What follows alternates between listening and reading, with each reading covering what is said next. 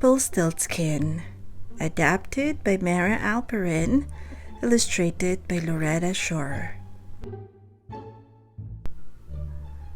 There was once a foolish miller, whose pride and joy was his beautiful daughter Isabel. She was sweet and gentle, and adored by all. The miller was so proud of Isabel that he boasted about her, day after day, to anyone who would listen. "Tulips start to bloom when my daughter sings," bragged the miller. "When Isabel catches raindrops, they turn into butterflies. My daughter can even spin straw into gold." Soon, word reached the king, who rode to the village to hear the miller's amazing tales. "Gold from straw?" the king cried greedily. "How clever! I command you to spin for me tonight." "Wait!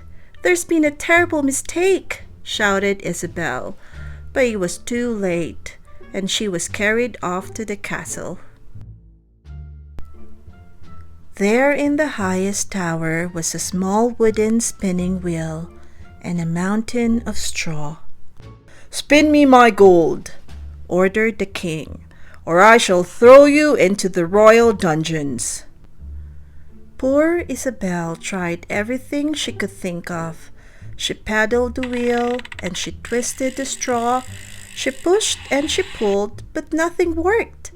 And as the stars began to twinkle, Isabel started to cry. "If only there were someone who could help me," she wept. Suddenly, there was a dazzling flash of light, and poof, a strange little man appeared. He had a sharp, pointy face and a glittering golden cape. "I can spin straw into gold," the little man smirked, "and I will help you for a price." "But I'm just the miller's daughter," whispered Isabel. "I have nothing to give." "Here's my plan," he said. "Tonight I will spin your gold, but one day when you have riches beyond your dreams, I shall return. You must promise me my pick of treasure then." "Yes, anything," Isabel agreed gratefully. So the little man sat down at the wheel. Around it spun, making coins and crowns, and trinkets and trophies, until the room glittered with gold. "You saved me," sighed Isabel. "How will I ever repay you?" "Just don't forget your promise," laughed the little man, and with that he vanished. In the morning the king returned. He was delighted. "What glorious gold!" he cheered. "You truly are a wonderful girl. You must come and live in my castle. I'd like you to meet my son, Prince Herbert." Unlike his father, Prince Herbert was handsome and kind. He and Isabel fell in love at once.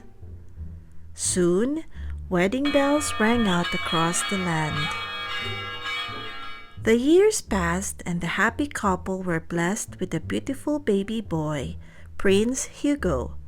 They were so happy, in fact, that Isabel forgot all about the funny little man.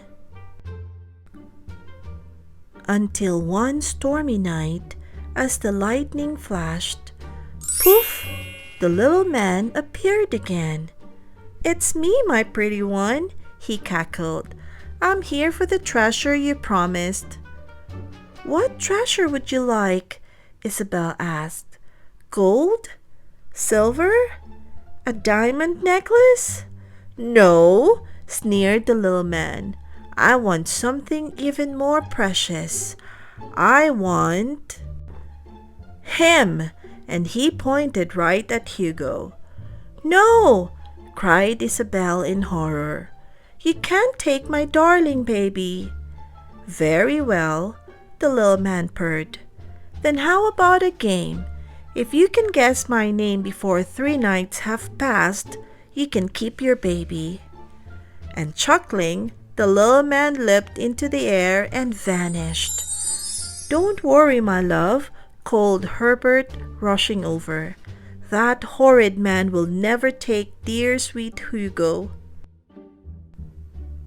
On the first night, Isabel guessed all the names she'd ever heard. Nick, Ned, Norbert, Willie, Wally, Weatherby? "No, no, no," giggled the little man. "That's not my name." The second night, Isabel and Herbert were up until dawn, thinking up new names. "Is it Bumble Knuckle? Grubble Grunt? Wiggle Boo?" "No, no, no," cheered the little man. "Not even close." Isabel was desperate. "I can't think of any more names," she cried. "Then we must find out this little man's secret," said Herbert. "I have a plan."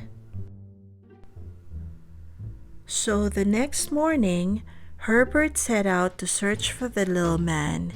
He rode through the village, over the hills, and deep into the forest. But the little man was nowhere to be found. Then, as the sun was setting in the woods, he saw the flash of a golden cape. Herbert hid behind a tree and watched as the little man danced around the fire singing, "The queen will never win this game. Rumpelstiltskin is my name." "That's it," Herbert whispered, and he rushed back to tell Isabel. That night, the little man appeared one final time. "This is your last chance, my pretty one." "Let me think," said Isabel. She frowned and scratched her head. "Could it be Rumpelstiltskin?" "Doom and darkness! How did you guess?" shrieked Rumpelstiltskin, and he howled and he growled and he stomped and he stamped so hard that he crashed right through the floor and fell down, down, down, deep into the royal dungeons below. Rumpelstiltskin was never seen in the kingdom ever again. Hugo grew up to be gentle and kind and adored by all, just like his mother. And so they all lived happily ever after.